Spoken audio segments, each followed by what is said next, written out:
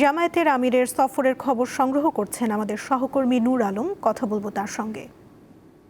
নূর, ফেনীতে জামায়াতের আমির সহ অন্যান্য নেতারা কি বললেন, এরপর যেসব কর্মসূচি রয়েছে সে বিষয়েও জানাবেন।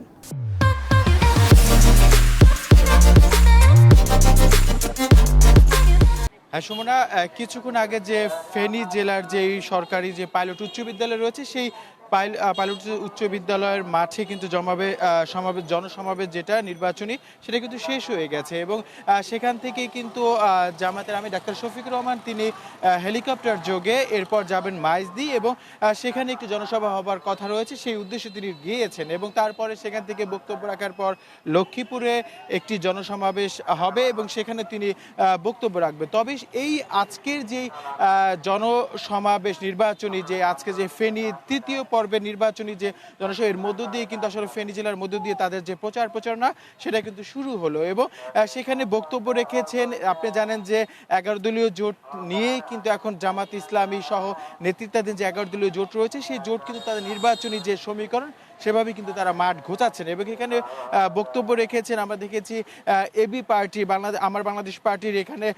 মুজিবুর রহমান মঞ্জু তিনি কথা বলেছেন এবং তারা বলেছেন আসলে তাদের ঐক্যবদ্ধভাবে তাদের যে স্লোগান ঐক্যবদ্ধ বাংলাদেশ, সেখানে যেই আসনে যেই প্রার্থীকে আসলে এই 11 দলীয় জোট থেকে তারা মনোনয়ন বা প্রার্থী বাছাই করেছে তার পক্ষ থেকে আসলে সবাই কিন্তু সেই একত্রের যে একটা সাম্য এবং ঐক্যের মাধ্যমে আগামী ত্রয়োদশ জাতীয় সংসদ নির্বাচনে যেন তারা জয়ী লাভ করতে পারে সেক্ষেত্রে সকলকে সেই দিক নির্দেশনা দেওয়া হয়েছে। এখানে তারা বলেছেন এখানে কোনো দাঁড়িপাল্লা প্রতীক বা ইগল প্রতীক যাই বলে 11 দলীয় যে প্রতীক সেটা কিন্তু মুখ্য বিষয় না, মূলত ঐক্যবদ্ধভাবে যে তাদের যে স্লোগান সেই স্লোগানে যেই প্রার্থীকে যেখানেই তারা মনোনয়ন দিয়েছে তাদের পক্ষেই সবাইকে কাজ করার যে আহ্বান সেটা কিন্তু আবারও দৃঢ় যে প্রত্যয় ব্যক্ত সেটাই কিন্তু আসলে জামায়াতের আমির করেছেন এবং তিনি আরেকটা বলছেন এখানে আসলে তারা বলেছেন যে